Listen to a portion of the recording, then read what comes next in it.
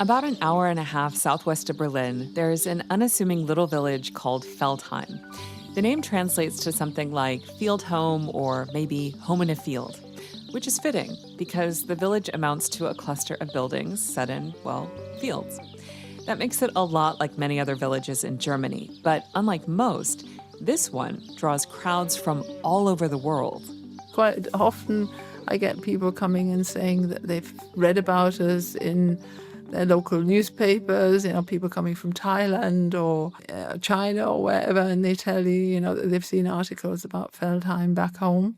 That's Kathleen Thompson. She's a tour guide here. And what she's showing both curious foreigners and Germans is not how cute the village is, but what clean energy of the future could look like. Because Feldheim is a green power pioneer. One of the most obvious signs of its reputation are the 52 wind turbines towering like skyscrapers above the trees at the edge of the village. But despite their size and reputation for being loud, even standing right underneath them, all you can hear is an occasional beep and a gentle swoosh from the massive blades, which are longer than a Boeing 737. There's a metal funnel that visitors can put to their ear to hear energy harvesting in motion, but it doesn't deliver on this particular day. In fact, basically the only sound is of birds singing. These wind turbines are gearless. Most wind turbines have a gearbox, which is just like a gearbox in a car. And what the gearbox does is accelerate the speed of the wind going into the generator. But these don't have that, and one of the advantages is it makes them quieter. If the wind's really strong, you can hear a sort of a swishing noise, but you can't hear anything today. But where Feldheim has been making noise in recent years is in the very low cost of its homegrown clean electricity. It's Germany's first ever energy autonomous village. No mean feat for a community of just 130 people. But it is perhaps even more noticeable because it happens to be located in a part of the country where other villages are loudly pushing back against wind turbines. So what exactly has Feldheim been doing differently? In this episode, we'll be exploring that question and what makes energy self-sufficiency work or fail at the community level. This is Living Planet. I'm Kathleen Schuster.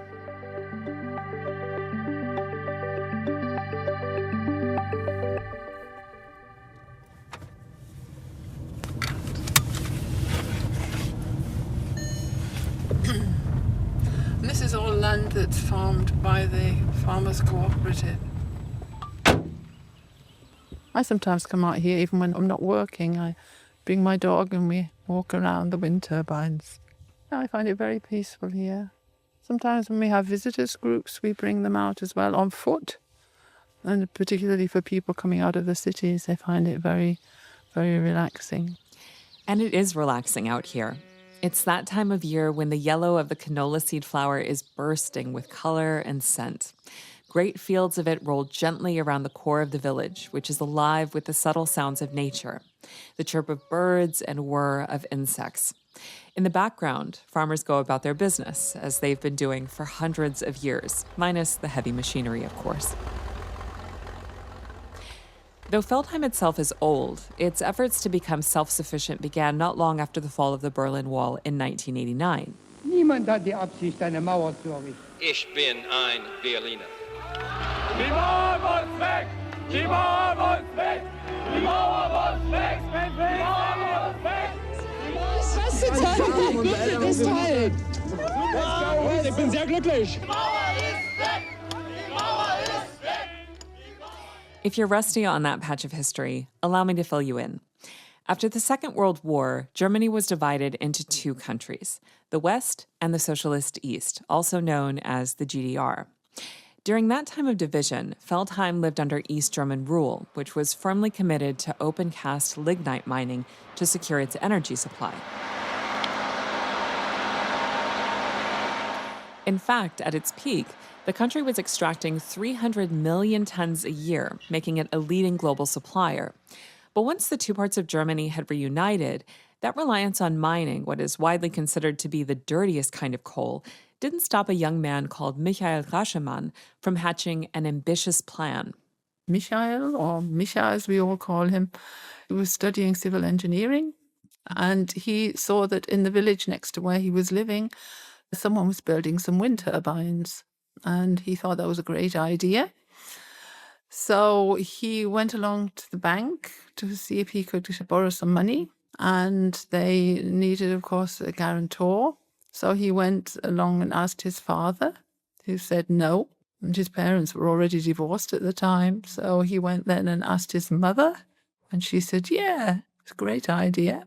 Kathleen Thompson didn't arrive in the area until many years later. And if you're wondering how someone from England became a local tour guide in a village in eastern Germany, the short answer is that she ended up moving here after a stint in Berlin working for Britain's National Tourism Agency.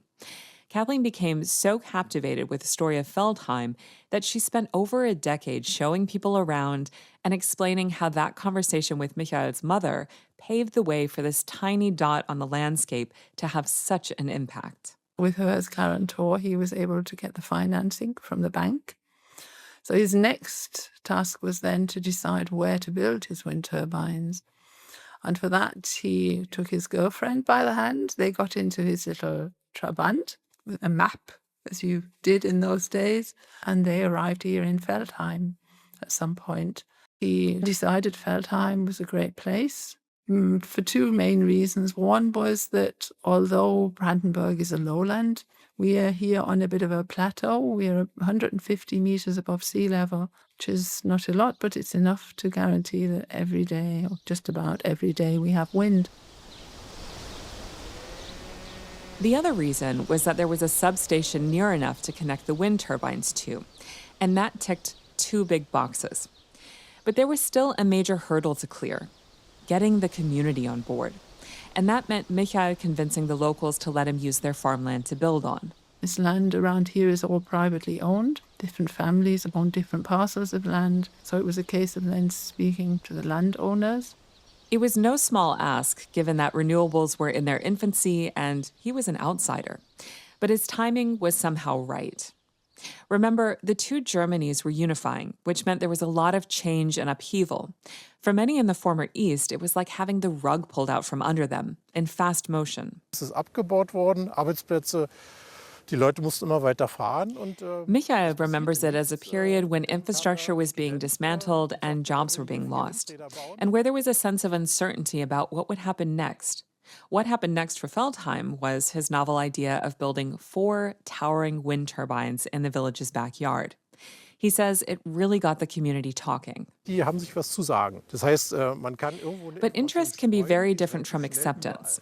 His approach to generating both interest and acceptance was to throw open the lines of communication between himself and the villagers and the landowners. The main thing was that right from the very beginning, everything was transparent. You know, they gave the people all the information that they needed. And they talked to them right from the very beginning. And I think this is one of the main things that you have to know that you have to do when you're planning to build renewable energy power plants is talk to the people. You can't do it without them. They agreed that Michael could use the land and that those first 4 turbines would go up far enough away from homes so as not to disturb anyone. So in 1995, the village started generating its own clean electricity. But Michael's vision for what's become Germany's first energy self-sufficient village was only just beginning to unfold, and he was keen to get the community even more involved.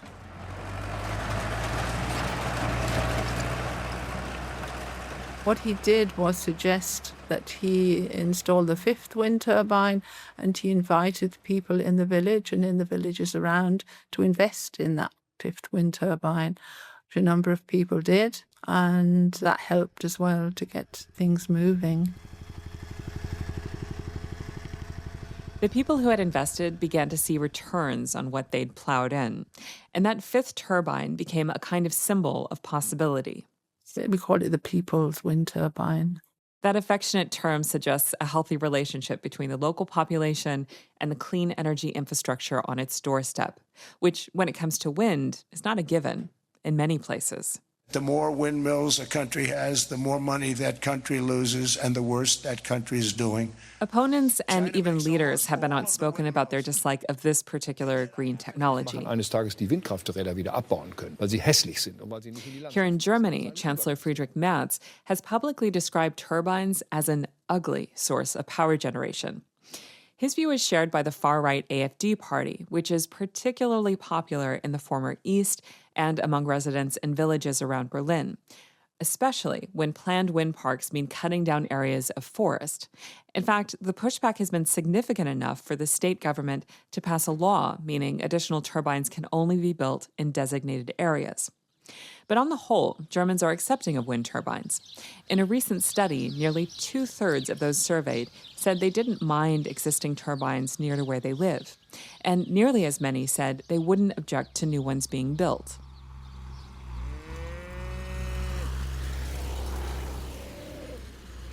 Back in Feldheim, Kathleen Thompson says there was a moment when some in the village voiced concern about any further expansion.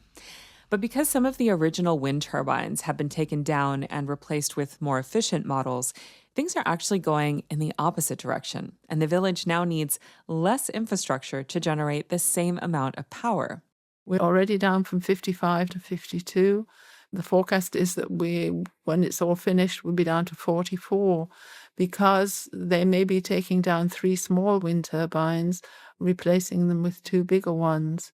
Because a modern model can generate enough power to supply as many as 4,000 households a year, the Feldheim wind park clearly makes more than its population could ever use.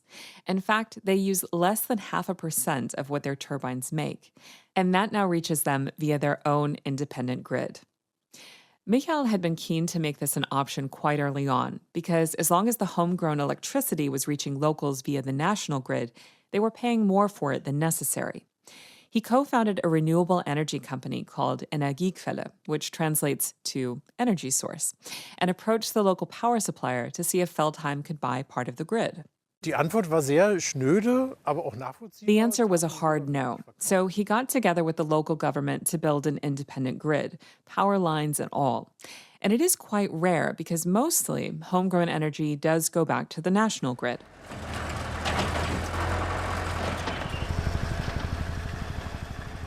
It meant a lot of digging and cable laying, but it also meant a significant drop in the price of electricity for those connected to the local network. They currently pay 12 cents for a kilowatt hour of electricity at a time when most people in Germany are paying 3 times that amount. If you can get people in their pockets, it really does help.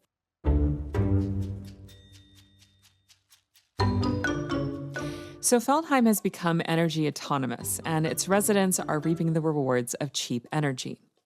Which begs the question, why aren't more communities doing this? Thomas Bouwens researches collective action for sustainability at Rotterdam School of Management in the Netherlands. He says there are several factors involved in getting an entire community on board with clean energy projects. 3 conditions have to be aligned. So the first is institutional, the right policies, the right regulatory frameworks in place for these communities to thrive. The second condition is material, so the right financial intermediaries, cooperative banks, access to patient capital, access to technical infrastructure, etc. And the third condition is, I would say, more cultural.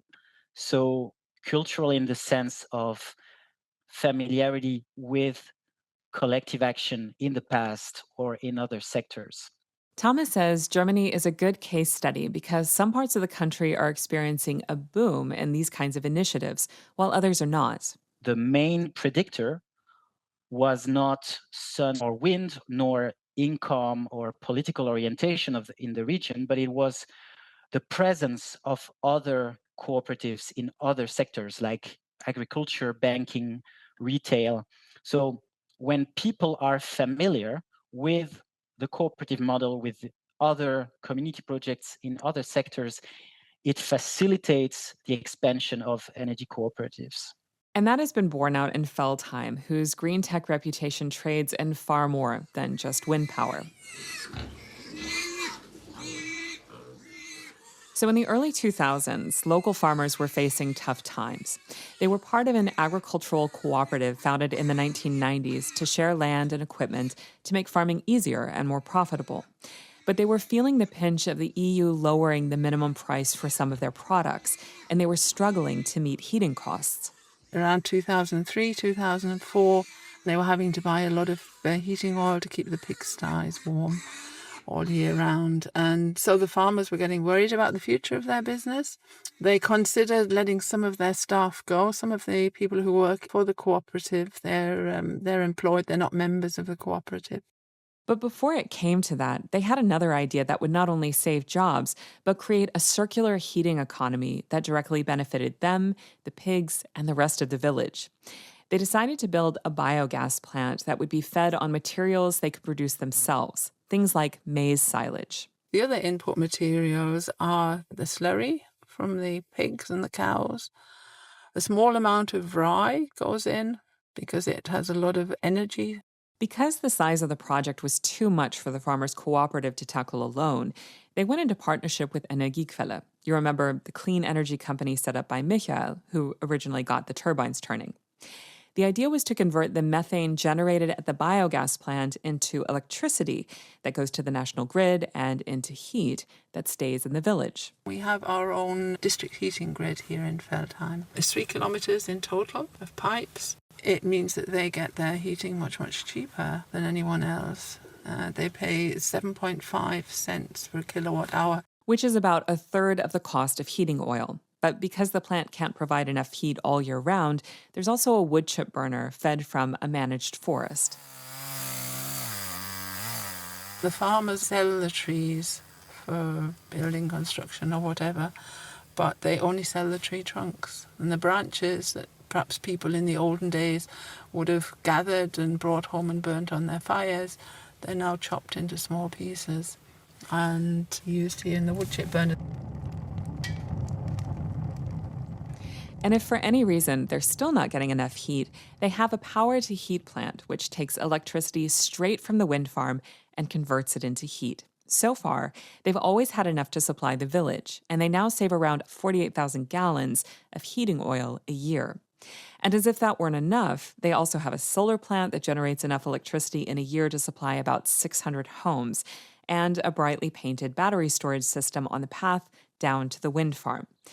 Its job is to help regulate the frequency in the grid. If you have a lot of wind, you have a lot of sun, you have too much electricity trying to get into the grid. Sometimes you see wind turbines switched off, and that is one of the reasons that there's the bottleneck situation, as we call it. But if you have a storage system, you can take that electricity out of the grid, store it, and then feed it back at times when maybe there's very little wind, there's no sun, and demand is higher than supply, and that's what it's here for. It's all part of the overall vision of Michael and Energiequelle, the one-time startup that's expanded way beyond its humble beginnings to become a tiny but mighty lighthouse project.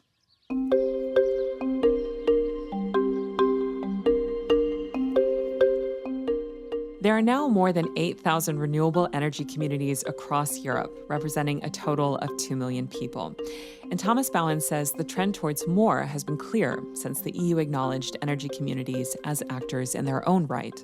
That enabled citizens, SMEs, local communities, local authorities to participate in energy markets. So that was a big institutional shift, because before that, these actors were not able to participate in energy markets.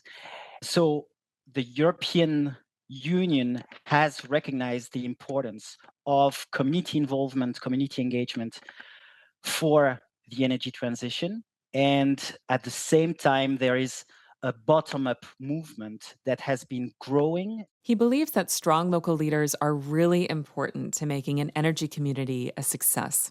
You need these people that get things going in the first place.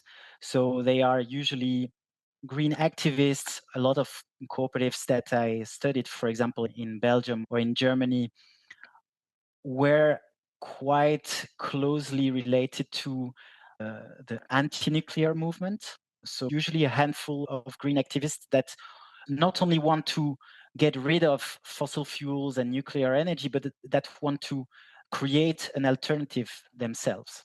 Thomas says launching a project in tight knit communities where there's already a backbone of trust can be beneficial, but it's not a must. The initiatives vary quite a lot in size. Some are very small, so hundreds of members, but there are very large cooperatives that operate at a regional level. For example, EcoPower in Flanders, northern Belgium, has more than 70,000 members.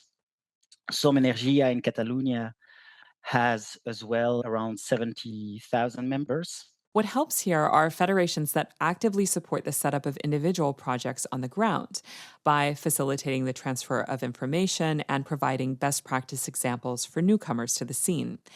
And being a bigger initiative does not remove the need for communication. Community engagement is critical because the cooperative model relies on the active engagement of members. So, for example, EcoPower, which is a big regional cooperative that supplies electricity in Flanders, regularly organizes local meetings in different places across the whole region to get this local engagement going, not to lose the connection with the local roots. Likewise, he says getting the support of local officials can also prove invaluable. This has been the case for Feldheim, which has been a collaboration between the renewable power company Energiequelle, the residents of the village, the farming cooperative, and the local authorities.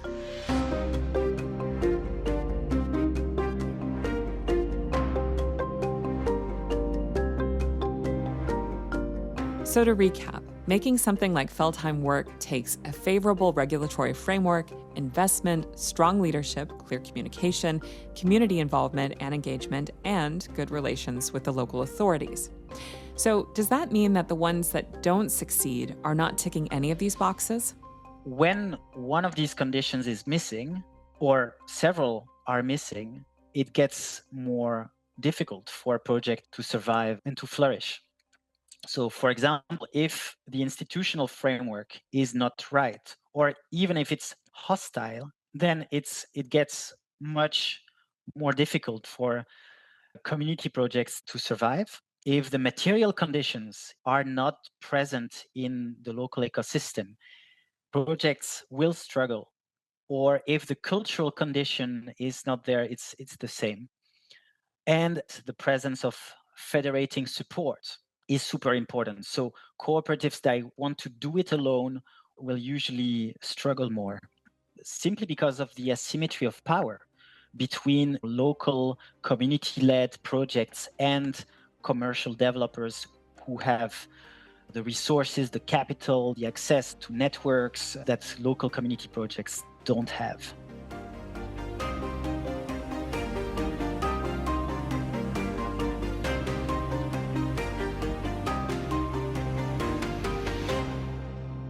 All the work involved in autonomously generating power is far harder than simply turning on a switch to draw from the national grid.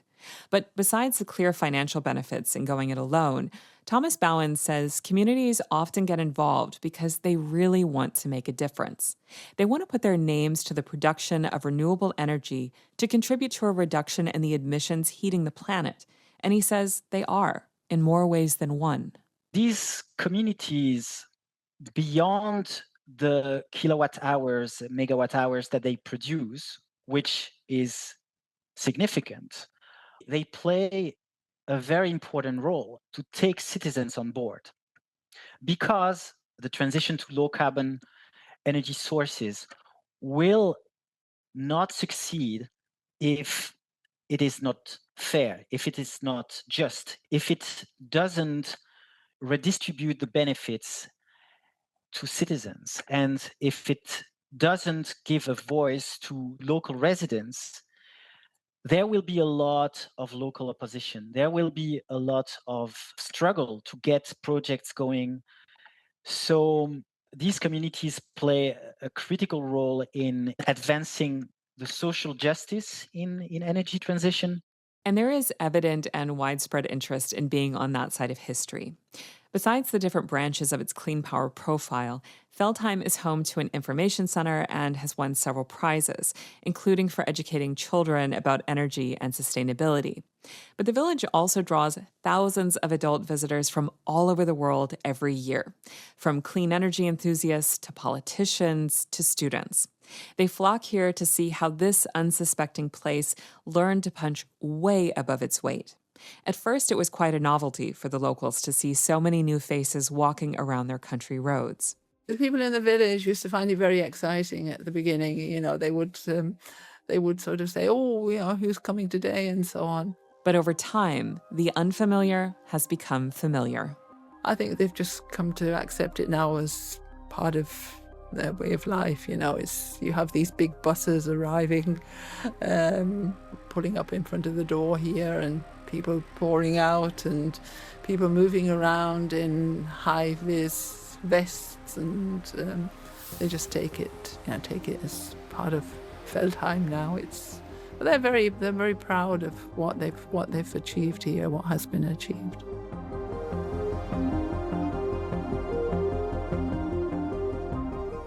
This episode of Living Planet was produced by Tamsin Walker and edited by me, Kathleen Schuster. Sound design by Neil King. Our sound engineer this week was Jürgen Kuhn. You can download this and past episodes of Living Planet on Apple, Spotify, YouTube, or wherever you get podcasts. What did you think of this episode? Let us know in a voice message. Go to dw.com/livingplanet. It's fast and easy, no need to download or sign up for anything. All you need to do is hit record and start talking. That's dw.com/livingplanet. That's all for this week. Thanks for listening.